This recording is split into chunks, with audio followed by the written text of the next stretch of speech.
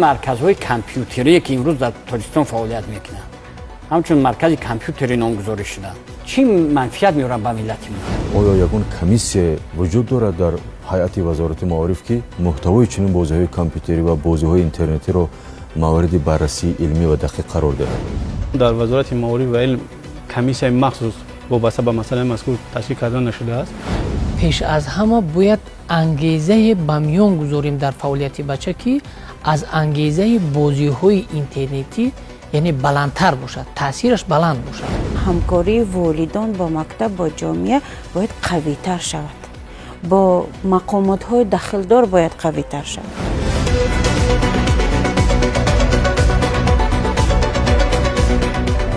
سلام بینندگان و هواداران تلویزیون تاجیکستان. برنامه تحلیلی و سیاسی تاجیکستان و جهان است که از تلویزیون تاجیکستان منظور شما می‌گردد. با شما هستم فتح‌الدین زمان. متوجه باشید به محتوای برنامه.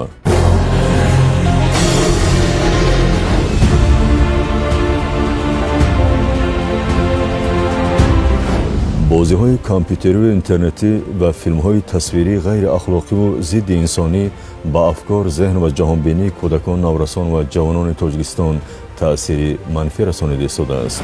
حتی امروز در فیلم‌های تصویری که برای خردسال‌ها پیش بینی شدن ترغیب ارزش بیگانه است. طرز لباس پوشیدن، طرز رفتار کردن. پدر و مادر با سرنوشت آینده فرزند خود بی‌طرف نباشند. در تعلیم و تربیت فرزند شخصانی از همه مسئول بیش این والدین هستند و آنها مسئولیت خود را باید درست اجرا نمایند. چه عضو به درد آورد روزگار دیگر عضوها را نماند خط. این داغ روز است.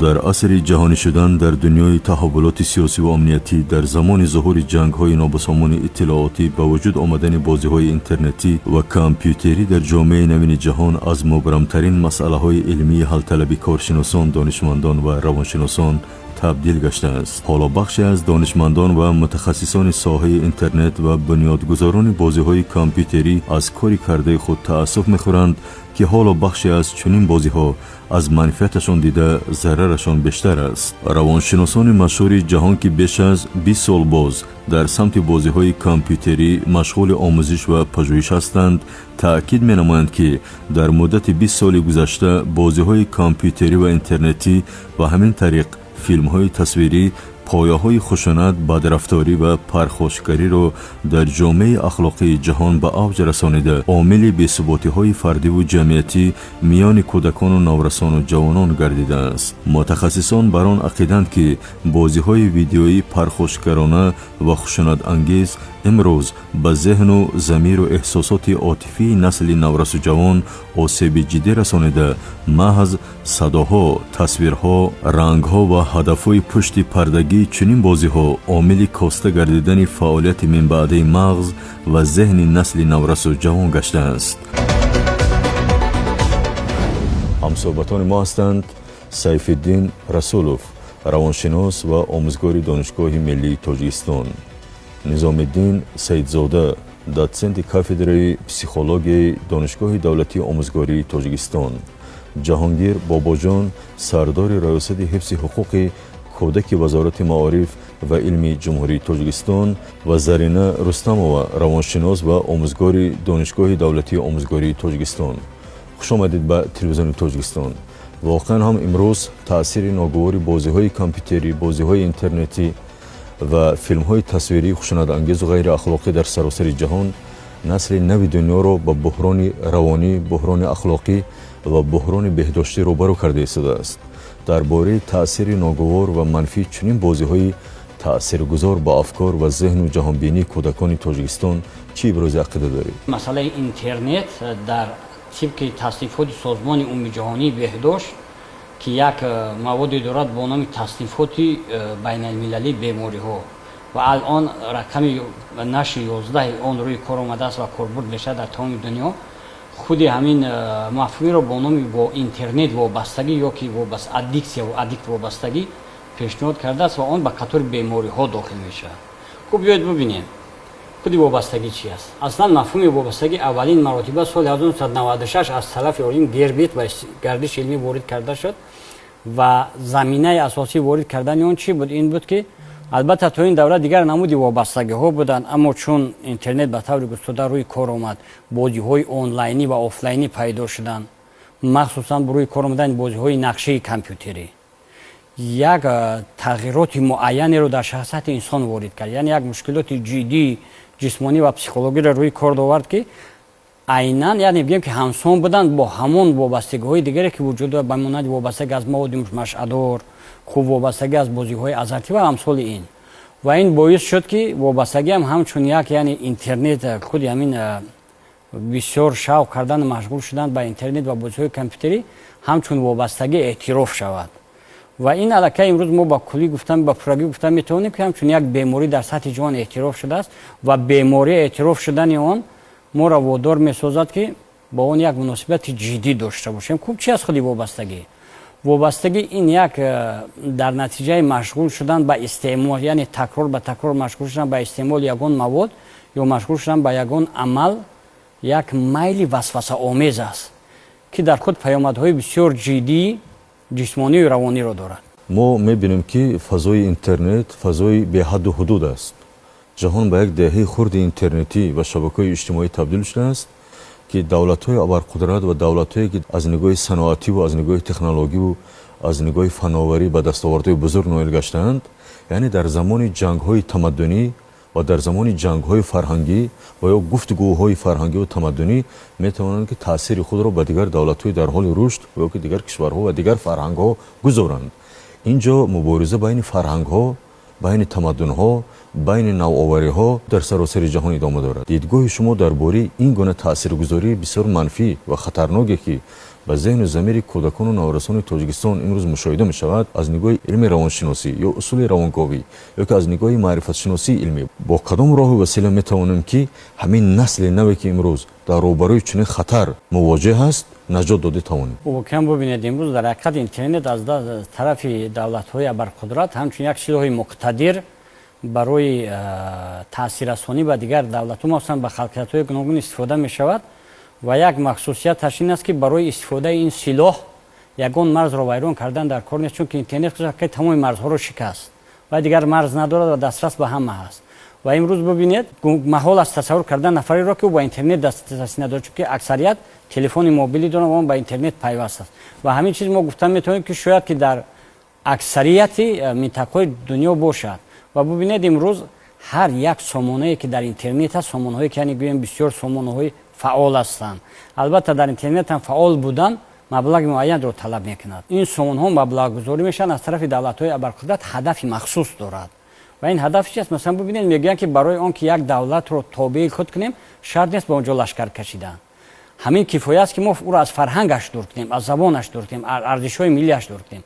و متاسفانه امروز واقعا دولت‌های ابرقدرت همین خود اینترنت، فضای اینترنتی، بازی‌های کامپیوتری و حتی فضای تلویزیون را استفاده میبرند برای مخشویی کردن این نسل نوراست، یعنی برای بور کردن ارزش‌های خود. و یعنی امروز گویم که ارزش‌های ملی ما در مقاومه هستند با اون ارزش‌های بیگانه، برچه مثلا اروپایی، ارزش‌های آمریکایی، ارزش‌هایی که به تمدن ملی ما خاص نیستند، یعنی ارزش‌هایی که گویم اونها با همین اتنیکی و فرهنگی ملت ما و موافقت نمیکنند. بله. و چی باید کرد امروز؟ امروز واقعا این یک مسئله بسیار دشوار است و شما تصور کنید که مقاومت کردن در مقابل فرهنگ و اخلاق بیگانه بسیار دشوار است. این افکار هم تو در جای خوش خالی پیدا نمیشه، اونها متخصص جلب میکنن، اونها مکانیزم های معین پسیکولوژی تاثیررسانی را استفاده میبرند و تحلیل همین گونه سامان ها نشون میدهد که بیاید ببینیم. یک مثال میبریم، امروز دور نریم، حتی فیلم های تصویری را ببینید، فیلم های تصویری که از خارج وارد میشن و در فضای اینترنت بمانیم ما آنها را تماشا میکنیم. حتی امروز در فیلم های تصویری که برای خردسال‌ها پیش بینی شدن ترغیب ارزش بیگانه است، طرز لباس پوشیدن، طرز رفتار کردن، استفاده ویژه گفتار خاص که این علاقه با همون ارزش های ما مقاومت میکند و متاسفانه آن همون مکانیزم های پسیکولوژی که برای تاثیر رساندن به افکار اومد استفاده میشن، از قبیل بارکنی اندیشه، از قبیل باورکنانی، از قبیل خوب تقلید، از قبیل متاثر نمایی. تمام این مکانیزم های پسیکولوژی در تهیه همین گونه فیلم های تصویری، بازی های کامپیوتری و گوییم حتی رولик دیگر چیزایی که در اینترنت ثبت میشن همه اینها استفاده برده میشن.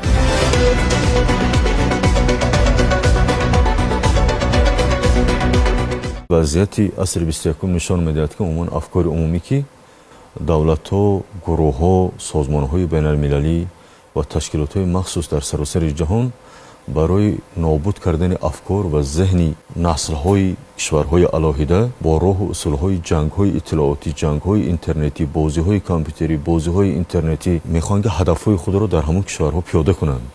اما تظاهرات و قتل و کشتار و ماجراهای سیاسی که امروز در یک قطار کشورهای جهان مشاهده می‌شود، سبب اصلیش همین تاثیرگذاری در فضای جهانی اینترنت است که به طریق مغزشویی کودکان و نورسان و جوانان همه کشورها را در مقابل دولت‌ها، در مقابل ارزش‌ها مواجه ساختن است. به همین خاطر ما امروز در یک مناقشه‌ها و یک مبارزه‌های جدی فرهنگی و اخلاقی و تمدنی قرار داریم که همگان باید در مقابل این مقاومت کرده توانیم با ذهن و شعور و جهانبینی. برای پیشگیری از چنین مغزشویی به افکار کودکان و نورسان تاجیکستان چی کارها رو باید عملی کنیم که کودکان و نورسان جوانان تاجیکستان نجات یابند، استقلال معنوی، جهانبینی علمی، خودشناسی ملی در ذهن و جهانبینی آنها تشکل یابد، بازی‌های کامپیوتری، بازی‌های اینترنتی و فیلم‌های خشونت انگیز تصویری وارد ذهن آنها می‌شود، مقاومت کرده توانند. وابستگی به اینترنت و بازی‌های اینترنتی البته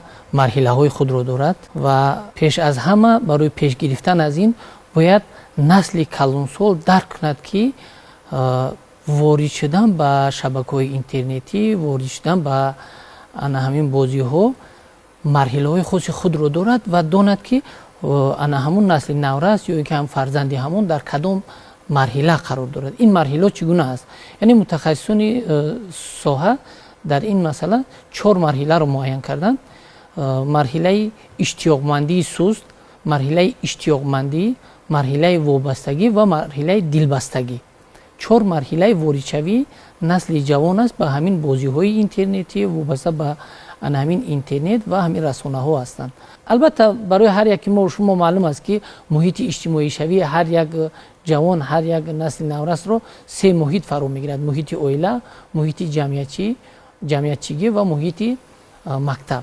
وقتی که اگر ما همین پیوستگی 3 محیط اجتماعی شوی نسل نورس رو به اینوبت گیریم و زیر نظارت قرار دهیم و کاربری کنیم، البته همین جوان یا اینکه نورس میتواند که در دایره فرهنگ ملی، در دایره ارزش‌های ملی، در دایره تربیه ملی خود ما یعنی رشد یابد و تفکر او همچون تفکر ملی داشته یعنی انکشاف یابد. طوری که یادآور شد درباره تلفن‌های موبیلی و درباره مناسبت پدر و مادر با فرزندان معلوماتی به ما رسیده است که نشان می‌دهد که همین بعضی پدر و مادر برای فرزندهای صنف 1، 2، 3، 4 و بالا تلفن‌های ارزشمند، تلفن‌های آیفون، تلفن‌های اسمارتفون‌های جهانی خریده برای استفاده می‌دهند در مکتب، در مؤسسه تعلیمی، حتی در باغچه‌های کودکانه در دست کودکان تلفن‌های موبیلی ارزشمند یعنی گران مشاهده می‌شود.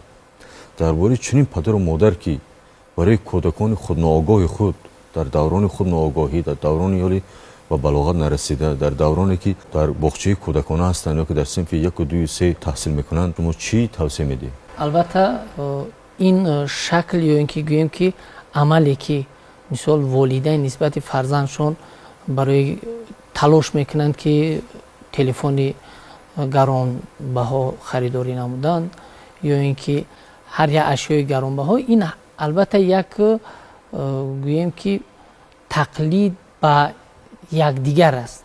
این یک چیزی است که ما اساساً در روند زندگی تحلیل نکرده تلاش میکنیم که فرض کردیم که فرزند همسایه همین دورو است و فرزند من باید همین باشد. این یک به یک شکل عنعنه وارد شده است در مردم ما.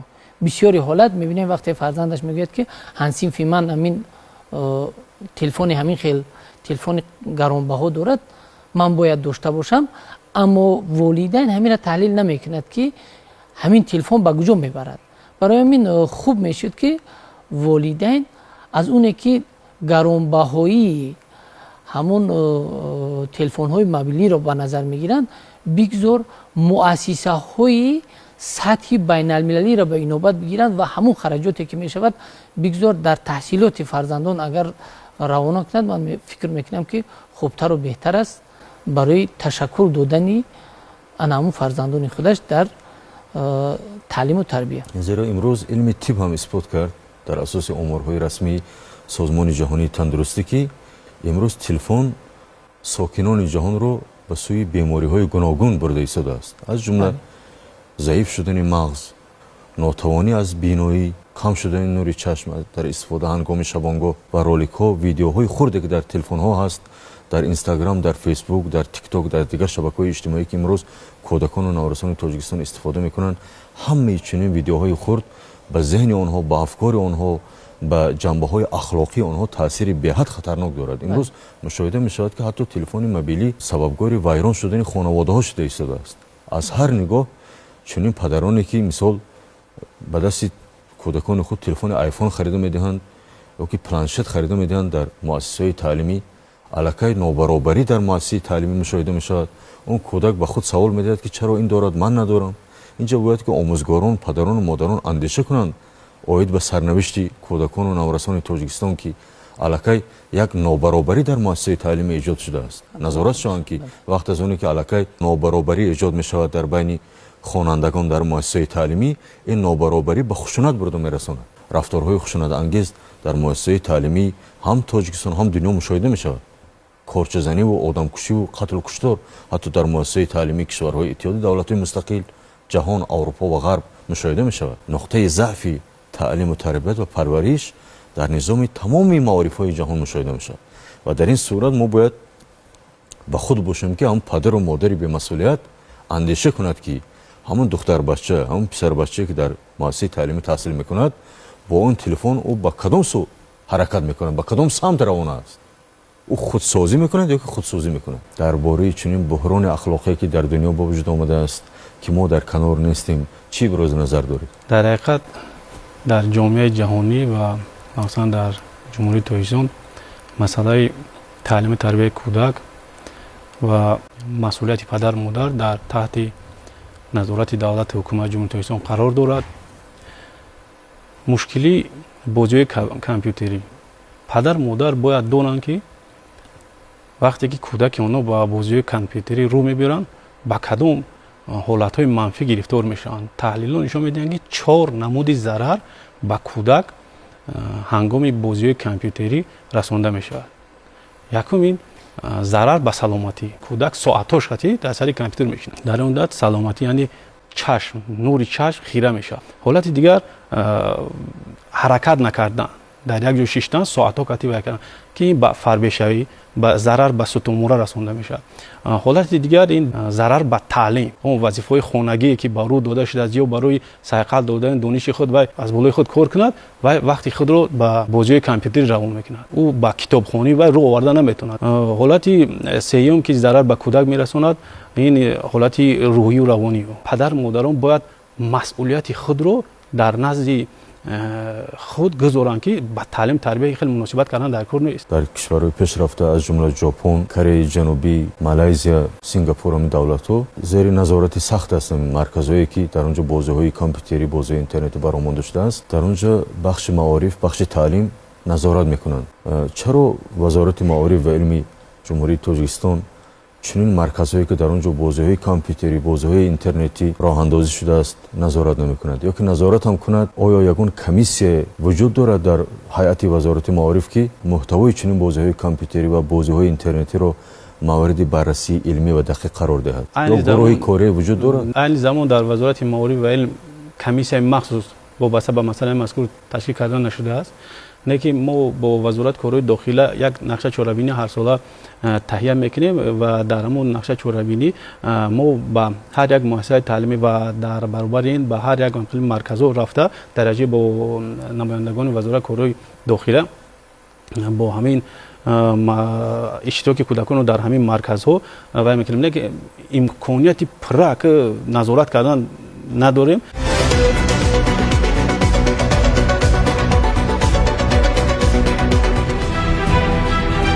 شرایط و وضعیت آدمان در هر جامعه گوناگون است.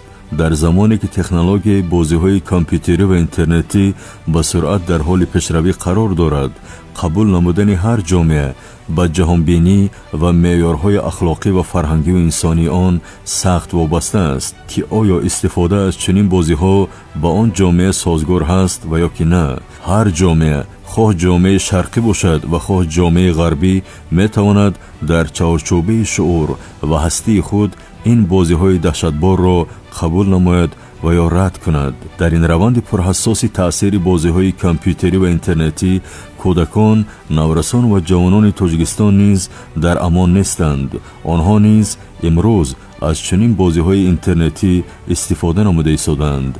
امروزها در شهر و دهات تاجیکستان نیز هم در کلوب‌های شبانه و هم مرکزهای بازی‌های کامپیوتری حضور کودکان و نورسان را مشاهده می‌نماییم. واقعیت‌های به عمل آمده جهان معاصر را در همبستگی با تأثیر منفی بازی‌های اینترنتی و کامپیوتری به نظر گرفته، مقامات مربوطه مملکت و پدران و مادران و آموزگاران وظیفه‌دار هستند که برای نجات و هدایت نسل‌های امروز و آینده تاجیکستان مسئولیت شناس باشند. صداقت، رستگاری و وطندوستی را به ذهن و جهانبینی معنوی آنها ترغیب و تشویق نمایند.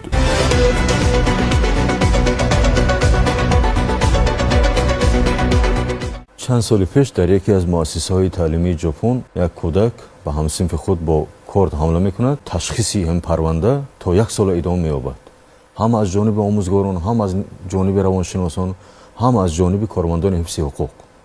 بعد از 1 سال تشخیص انیق می‌شود که انگیزه تشکلی با کارد حمله کردن به همسنفش در یکی از بازی‌های کامپیوتری، یعنی همین انگیزه رو او به خود گرفته است. هر حادثه که در مؤسسه تعلیمی اتفاق می‌افتد، ما باید همه جانب آن رو مورد تشخیص علمی قرار دهیم که آیا همون انگیزه، همون جرم و جنایت از جانب همون کودک از کجا تشکل یافته است؟ انگیزه‌های خانوادگی است، انگیزه‌های ناعدالتی در مؤسسه است، یا که مناسبت همون آموزگار با اهل همون محصلین است. یعنی انگیزه از کجا وارد شده است؟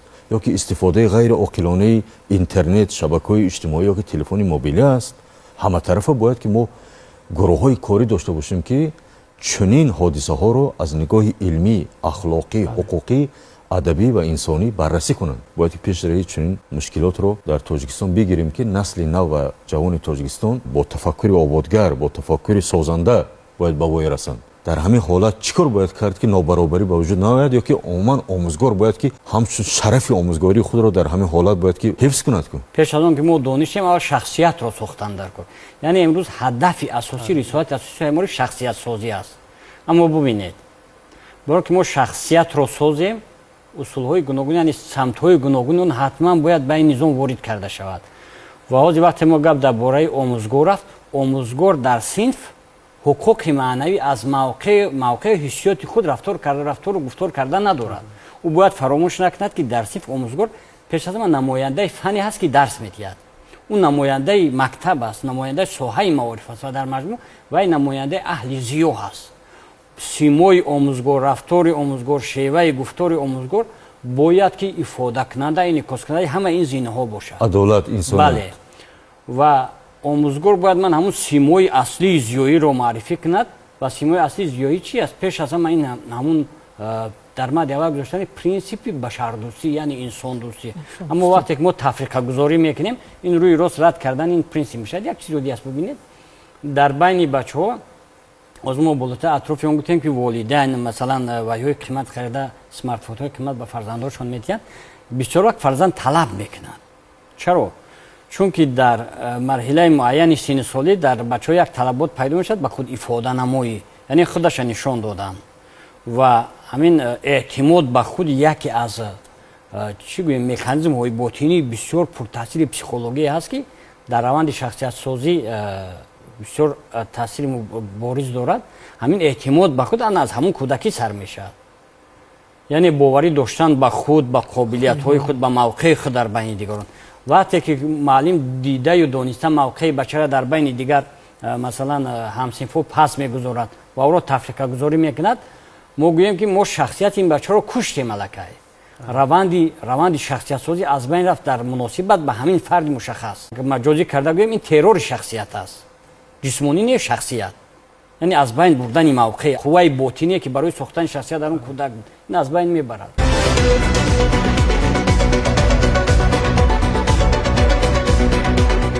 در زمینه شناخت چنین بازی‌ها و تاثیرهای منفی و مرگبار آن به ذهن شعوری کودکان و نورسان تاجیکستان چی ابراز نظر دارید؟ نیران‌های ما در معاینه سر یک خصوصیت دارن، خصوصیت انعکاس کننده. یعنی که ما چیزی را از محیط گرد اطراف قبول میکنیم، آن را به بیرون ظاهر مینماییم. اینچنین امروز نورسان کودکان ما که از دنیای اطلاعات، از شبکه‌های اجتماعی یا که از فیلم‌های تصویری، بازی‌های کامپیوتری که خشونت آموز به خودشان قبول میکنن، آن را در رفتار گفتار خودشان انعکاس مینمایند، ظاهر میکنند. اگر ما گوییم که مکانیزم‌های پیشگیری این را اگر تحلیل نمایم، یکم مکانیزم از همه اساسی این نظارت والدان است و نظارت قطعی والدین است. یعنی که مثال هایی که از طرف استادان یا که از طرف خود شما در بالا آورده شد، خریده دادن سمارت فون های گرانبها، باید به فرزندان همین سمارت فون یا که گیم که پلانشت یا که دیگر کامپیوترهای مخصوص برای بازی ها آماده شدن، آن رو خریده ندهند. به جای آن مخصوص فرزندان خود را برای کورس، فرزندانشان به علم و تکنیک شوق دارند، مخصوص کورس های برنامه سازی هست، مخصوص کورس های ربات سازی هست که شوق و ذوق جوانان را امروز به خودشان جلب کرده میتونن فرزندان خود را با این گونه کورس ها جلب نمایند. دیگرش یک برنامه های مخصوص است، نظارت والدان است. خود آنمون تلفن هایی که در کامپیوتر های فرزندان خود آن را ثبت کرده وقتی معین را میمانند، اما وقتی معینی که والدان گذاشتن بعدا مثلا او 30 دقیقه است که 1 ساعت است، علاقه خودی و برنامه محکم میشه، دیگر آنها از این برنامه استفاده برده نمیتونن. اینجا در گپ سر آن میاد که خود والدان فرهنگ درست استفاده بردن شبکه‌های اجتماعی که تلفن‌های موبیلی را دارند. اگر والدان همین فرهنگ را درست استفاده برده توانند، در فرزندان آنها نیز همین گونه درست فرهنگ درست استفاده بردن از شبکه‌های اجتماعی که بازی‌های کامپیوتری پیدا میشد. دیگرش که والدان وقتی که مشاهده میکنند که فرزندان آنها در تغییرات ها پیدا شده است، طلبات های مخصوص در سن و سال پیدا شده است، همین رو به فرزندان درست فهمانیده دادن. هست طلبات هست خواهش هست. مثلا طلبات رو ما قانع گرداندیم و از بین رفت، نیکن خواهش را ما چقدر که خواهش های آن را اجرا کردن گرفتیم، خواهش زیاد شدن میگیرد و کم نمیگردد. از جهت پسیخولوژی والدان همین جنبه مسئله نیز باید به اینابت بگیرند. دیگرش در ما هست اینستیتوت تکنولوژی رقمی و ذهنی سنی. متخصصان این ساحه نیز مخصوص برنامه های کار کنند که جوانان امروز به جای شبکه های اجتماعی از آنها استفاده برند. مثلا در آنجا کتاب های مخصوص الکترونی یا که برنامه های مخصوص آماده کرده شود که آموزشی باشد که خوانندگان ما، نورسان ما امروز آن وقتی که به شبکه‌های اجتماعی یا که بازی‌های کامپیوتری صرف می‌نمایند، به همون جنبه صرف کنند. آنها می‌توانند در دوام روز 2 نمود کتاب را یعنی که تحلیل کنند یا که آن بازی‌های باشد که برای انکشاف دادن تفکر ایجادی آنها یعنی که برای رشد قابلیت‌های آنها باشد که آنها میتونن از این استفاده برند. با آن تاثیر منفی که ما امروز بررسی کرده استادیم از جنبه روانشناسی به اندیشه من کمتر میرسد. باز دیدگاه‌ها درباره علم روانشناسی پسیخولوژی در دنیا خیلی یک تحول یافته است. دستاوردهای بی‌نظیر در این سمت به وجود آمده است. تربیت کودک، ساختن زندگی سالم در شرایط کنونی جهان کار شوخی نیست. هر یک انسان که زندگی خود را سالم نگاه داشت، پدر و مادر فرزندان خود را سالم تربیت کرد، هم از نگاه سلامتی و هم از نگاه روانی و اخلاقی، او میتواند که خانواده موفق باشه. همه روز باید مناسبت بین پدر و مادر و آموزگاران وجود داشته باشد، چطوری که در کشورهای پیشرفته وجود دارد. کودکانی که بس یکم تحصیل میکنن در بس دوم خالی میمانند، آنها بسیاریشان علاقه میروند به مرکزهای بازی‌های خشونت انگیز، بازی‌های کامپیوتری، تماشای فیلم‌های پورن، فیلم‌های شهوانی برانگیز، فیلم‌های غیر اخلاقی به سرعت به ذهن و شعور و جهانبینی کودکان و نورسان تأثیری منفی میرساند. مغز آنها را زود پیر میکند، چنانکه که روانشناسان جهانی میگویند. درباره استفاده وقت برای کودکان و نورسان و مناسبت خانواده با آنها چی ابراز نظر دارید؟ ریجه روز داشته باشد، از خردی خانه تا کلان، حتی کلان سالانی اویله نیز ریجه روز داشته باشند که در کدام وقتی ساعت، مثلا آنها از ساعت 8 تا 1 یا که تا 12 در مکتب بودن، از مکتب آمده آنها با کدام کارها مشغول میشن. مخصوص والدان ریجه روز را ترتیب میدن، بیگانی آمده حتما نتیجه آن را باید پرسان شوند. مثلا تنها ریجه روز را ترتیب دادم تمام، او عمل میکند یا نه، این را باید نظارت هم کنند. مثلا در بسیار مورد تاکید کرده می شود که والدان باید با فرزندان خود مهر و محبت دهند. در برابر مهر و محبت نظارت هم باید باشد، یعنی که برابر باشد آنها. اگر ریجه روز باشد، هر یک وقت ساعت کودک درست به نقشه گرفته شده باشد، وقت استراحت، وقت کتاب خواندن، وقت درس آماده کردن، یا که دیگر وقت مثلا مخصوص یگان و یا ایلاوگی ده مشغولیت های ایلاوگی ده، مثلا بعضی وقت هستن که برای شахمات بازی میرون، یا که زبان آموزی میرون، یا که دیگر مشغولیت های ورزشی ده آنها اشتراک میکنن. مخصوص اگر درست به قید گرفته شدگی باشن وقت، اون وقت ما میتوانیم که کودکان را از همین گونه راه ها یعنی که برکنار کنیم. اگر وقتی کودک را ما درست به نقشه نگرفتیم، مثل وقتی خودمان را نیست، در این وقت هم پدر مادر هم فرزندان اذیت میکشد. چون که ما مشاهده میکنیم پدر یا که مادر از کار برگشتن، در دست آنها تلفن موبیلی است، در سر دسترخوان نشستن خوراک استعمال کرده ایستادن، در دستشان تلفن موبیلی است. مثلا از فرزندان پرسان نمیشن که امروز چی موضوع گذاشتن، چی رو فهمیدن، چی رو نفهمیدن. تنها یک سوال دارن، چند بها گرفتی؟ تمام. مثلا او بها رو چگونه به دست آورد، این رو آنها نمیپرسن. چگونه موضوع ها را گذاشتن، با کدام فن شوق دارن. حتی بعضی وقت والدان را اگر پرسین که فرزند شما با کدام فن شوق داره، آنها حتی از این چیز خبر هم ندارن. از همین لحاظ هم وقتی فرزندان خود را درست به اینابت گرفتن، خصوصیت های فردی آنها را به اینابت گرفتن لازم و قابلیت فرزند خود را به اینابت گرفته، وقتی آنها را درست به نقشه گرفتن لازم است. یکی از سبب هایی که واریدشوی کودکان و نورسان با بازی های هر گونه بازی های اینترنتی این همون وقت معین جدا نشدن اونها است. و در اینجا اندیشه من در اون است که مقصد معین در فعالیت زندگی و در فعالیت انا همون فرزند گذاشته نشدن. چون که خوب میشد که هر یک اویله یک مقصد معین پیش از همه مقصد زندگی خود رو گذارد که من فرض کردیم که در همین سال با کدام دورنما باید رسم، یا اینکه فرزندی من در همین سال با کدام دورنما یا که با کدام مقصد رسد.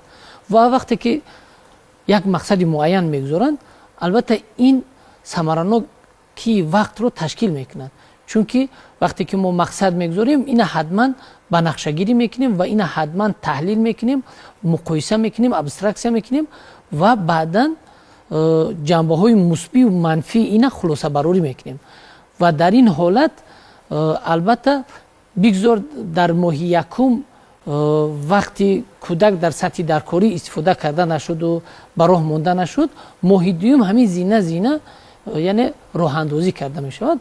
برای همین خوب می شد که والدین مثال نقشه روز گذارند، وقتی یک روزه ای که برای بچه جدا شده است با ترتیب جا به جا گذارند و تحلیل نمایند و مقایسه نمایند که همین وقتی روزانه فرزند اونها تا کدام اندازه ثمراناک استفاده کرده شد.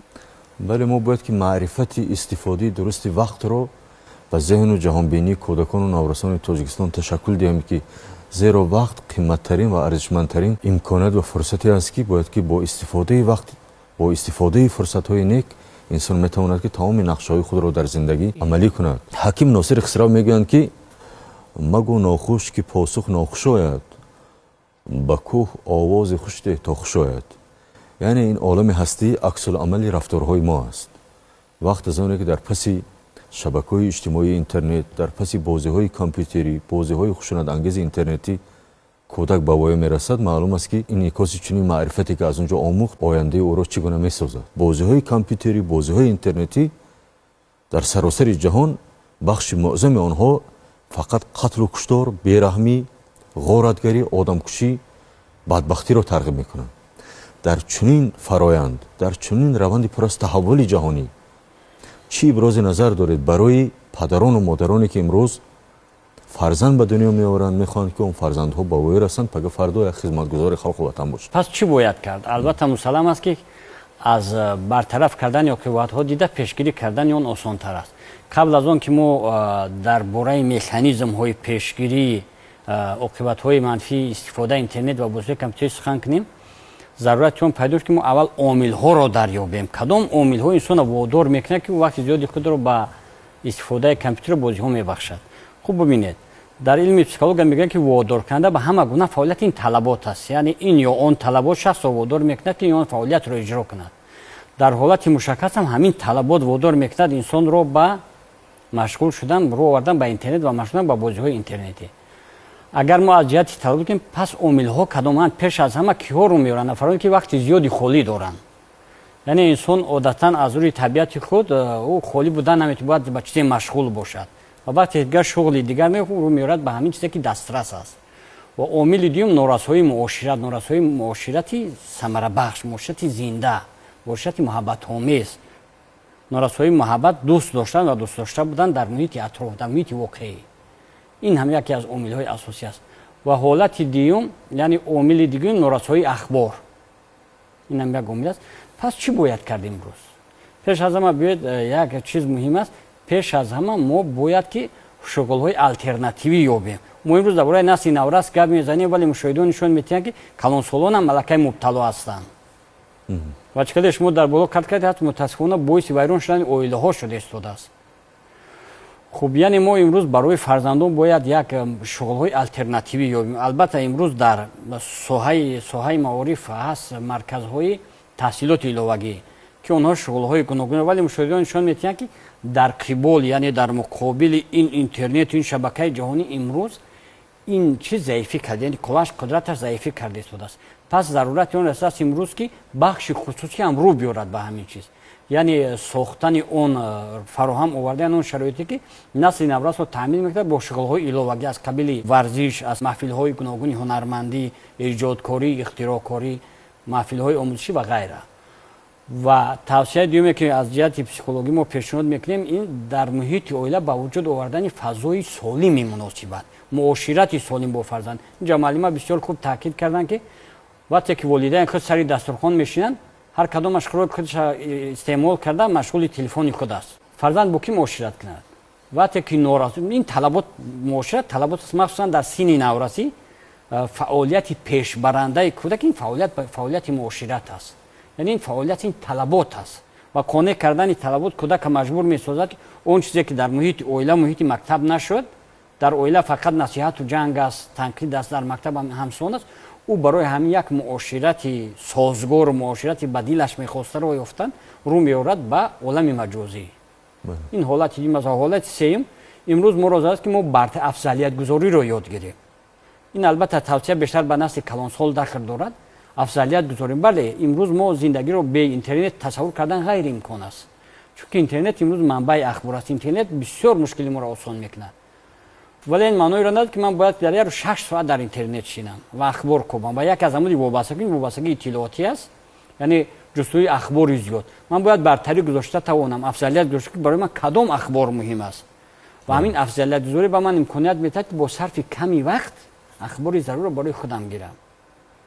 яъне ин як ду-се тавсия буд барои пешгирӣ кардан ки мо пешниҳод кардем ва бо истифода аз ҳамин минбари баланд ман имрӯз ба таваҷҷӯҳи ҳама мақомоти дахлдор мерасонам як чизро. бубинед, биёед таҳлил кунем. ҳамин марказҳои компютерие ки имрӯз дар Тоҷикистон фаъолият мекунанд, ҳамчун маркази компютери номгузорӣ шуданд, чӣ манфиат меоранд ба миллати мо? чӣ самара доранд? ман фикр мекунам ки ғайри зарар ягон фоида доранд барои як-ду нафаре ки молики он аст ва аз он пул кор мекунад. дигар ба ягон фоида надоранд. чунки аксарияташ номаш маркази интернет умуман надорад. кадомаш ки наравед ба бозиҳо машғул аст, масалан бозиҳои шабакавӣ мегӯянд ва мушоҳидон нишон медиҳанд ки аксарияти низоъҳои байни наврасон, он чизе ки шумо дар боло кардед, корткашӣ ва ба дигар зарари ҷисмонӣ расондан дигар, аз ҳамин ҷа шурӯъ мешавад. ва ман пешниҳод мекунам ки имрӯз ҳамин омӯхтаниро куллан аз байн бурдан дар кор. баъзе марказҳои компютерӣ имрӯз ба марказҳои қиморбозӣ табдил шуданд. бале. бисёр инсонҳо хонавайрон шуданд. ду намуди қиморбозӣ дар ҷумҳурии мо روی راست شده است. یکی مرکزهای کامپیوتری، دوی مرکزهای بوکمکری. حتی به نزدیکی یک دانشجو خودکشی کرد و وقتی که تحلیل کرده برآمدن سببش قرضدار شدن در مرکز بوکمکری که است. یعنی همون وای گذاشت است و قرضدار شد. اون مبلغی که برای تحصیل والدین پیشنهاد کردن برای مبلغ تحصیل وای برده اون باخت است. و این وادار شد که با همین عمل دست زند. در یکی از ابیات‌های مولانا محمد جلال الدین بلخی آمده است که میگویند که صحبت صالح تو را صالح کند، صحبت طالح تو را طالح کند. وقت از اونی که یک جوان، یک نورس همراه بدان می رود و به بدی شریک می شود و جرم و جنایت دست می زند، او را مقامات حفظ حقوق بازداشت می کنند و بازپرسی می کنند. یعنی این پایان ماجرا نیست. یعنی ما باید ریشه ها را نابود کنیم. ریشه ها و انگیزه های اصلی ظهور خشونت در ذهن و ضمیر نورسان و جوانان را که یکی از سرچشمه‌های اصلی خشونت پرخاشگری این از همین بازی‌های کامپیوتری و اینترنتی و شبکه‌های اجتماعی سرچشمه میگیرد. به همین خاطر اراده شما درباره چنین بحران اخلاقی و بنیادی که امروز جهان را رنج می‌دهد چی میتواند باشه؟ پیش از همه باید انگیزه به میان گذاریم در فعالیت بچه که از انگیزه بازی‌های اینترنتی یعنی بلندتر باشد، تاثیرش بلند باشد.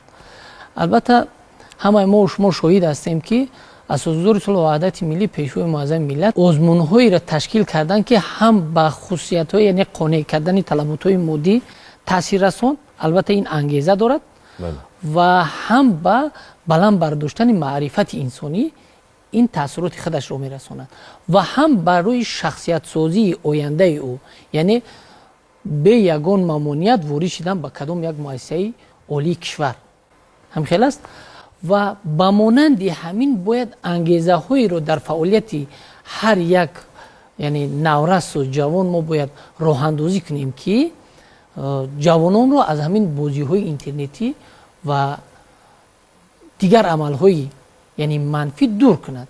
بینید که ما توجه نمیکنیم به همون دستاورد هایی که نورس دارد.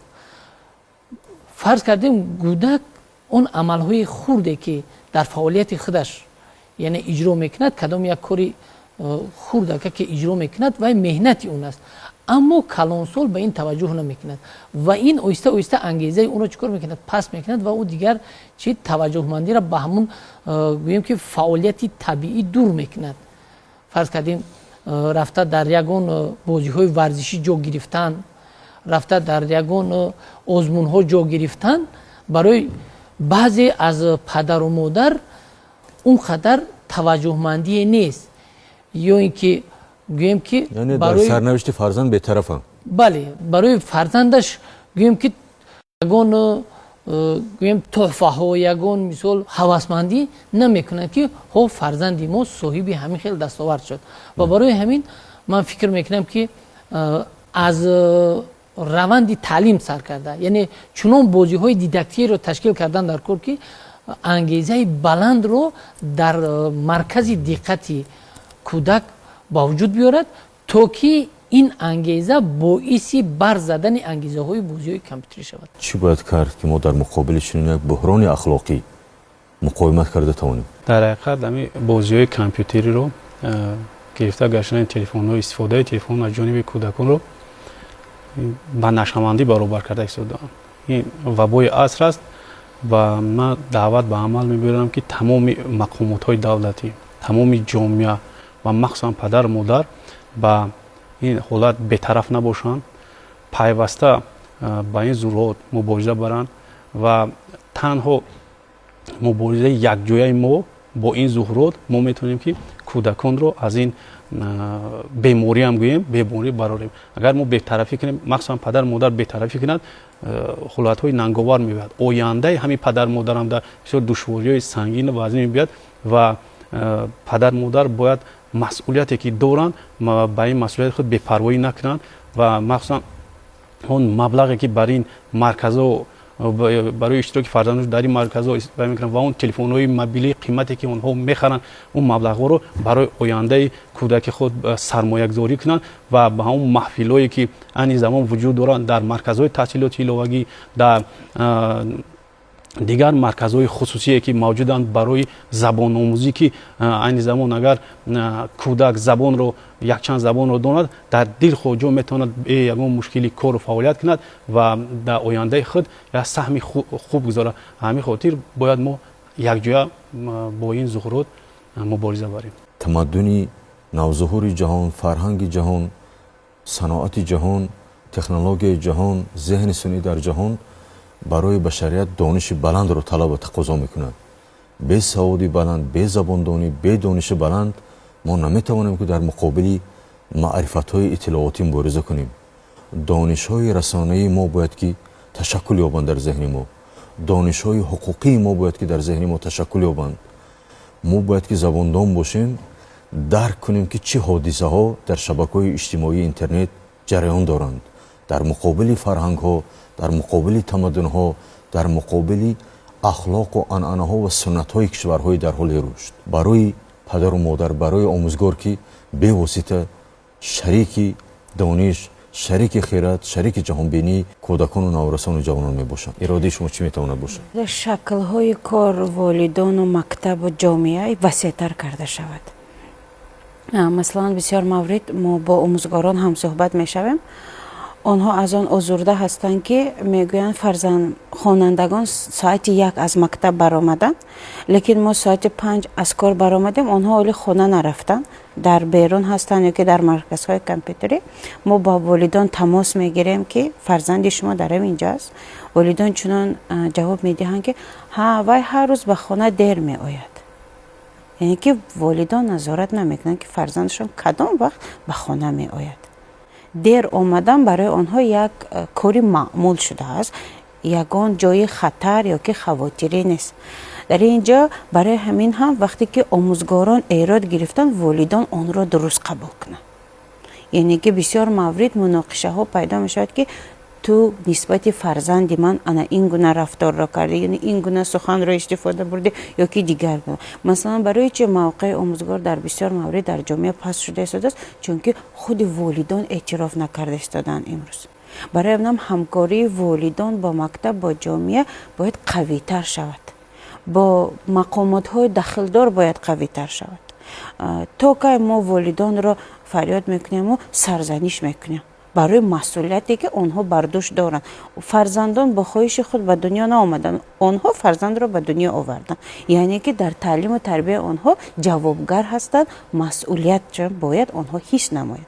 ҳамин лиҳоз ба волидон якум тавсияи мо ки агар онҳо хоҳанд ки дар оянда фарзандони онҳо низ мисли дигар фарзандони масалан дар дигар давлатҳои пешрафта ҳаст, соҳиби донишу маҳорату малака бошанд, дар ҷомеа мавқеи худро яъне ки дуруст интихоб карда тавонанд, соҳиб шуда тавонанд, инро сарчашмашро ё ки хишти аввалашро аз хурдсолӣ мондан дар кор ва дуруст мондан дар кор.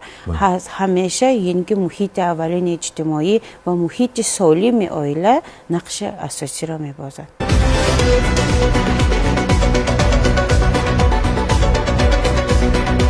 ташаккур ба суҳбати самимӣ.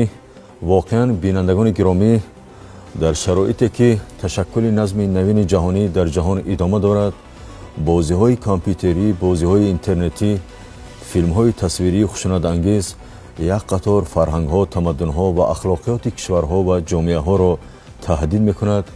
вақте фаро расидааст ки мо халқи шарифи тоҷикистон пеш аз ҳама дар зеҳн, замир ва ҷаҳонбиниву афкори кӯдакону наврасон ва ҷавонони тоҷикистон иродаи ободгар ва иродаи созандаро ташаккул диҳем, то ки онҳо дар оянда шахсиятҳои ба камол расида бо тафаккури созандаву ободгар барои ободӣ, саодат ва пешрафти тоҷикистон саҳмгузор бошанд. ва ҳоло ҳар яки мо падарону модарон, омӯзгорон ва аҳли зиё ва аҳли илму матбуоти тоҷикистон вазифадор ва масъул ҳастем ки дар муқобили дахолати ахлоқи бегона, фарҳанги бегона ва афкори бегона дар шабакаҳои иҷтимоӣ, бозиҳои компютерӣ ва бозиҳои интернетӣ муқовимат карда тавонем. зеро муқовимат ва бедории маънавии мо дар муқобили афкори бегона метавонад ки моро, фарҳанги моро, тамаддуни моро, забони моро ва ахлоқи моро дар ҷаҳони пуртазоди имрӯз наҷот дода тавонад. با امید آبادی وطن، سعادت خلق شریف تاجیکستان، اینجا برنامه تحلیلی و سیاسی تاجیکستان و جهان به پایان میرسد. همیشه هم قدم وحدت و اتحاد باشید، زیرا اتحاد ما خلق شریف تاجیکستان این قدرت ماست.